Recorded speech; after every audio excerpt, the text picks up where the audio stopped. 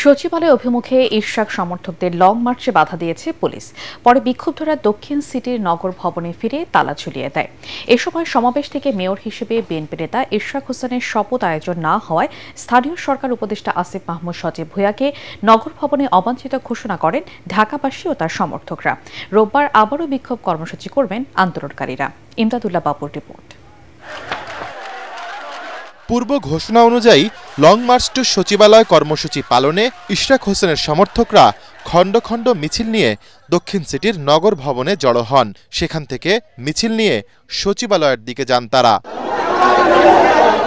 মিছিলটি 0 পয়েন্ট ও press club হয়ে সচিবালয়ের দিকে এলে পুলিশ বাধা দেয়। বাধা পেয়ে মিছিলটি আবারও নগর ভবনের সামনে ফিরে আসে।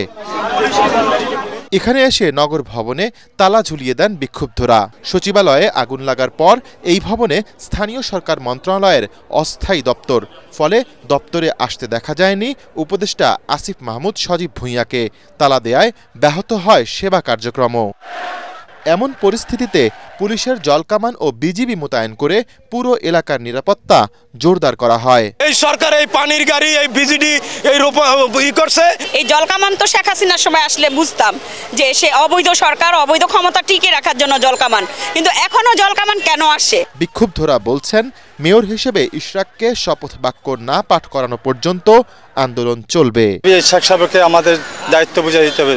দাবি আদায়ের না করে আমরা ফিরব না। বিক্ষোভ কর্মসূচির আয়োজক ঢাকাবাসীর আহ্বায়ক সাবেক সচিব মশিউর রহমান জানিয়েছেন, দুর্নীতির মাধ্যমে ঢাকা দক্ষিণ সিটিতে অনির্বাচিত প্রশাসক বসানো হয়েছে।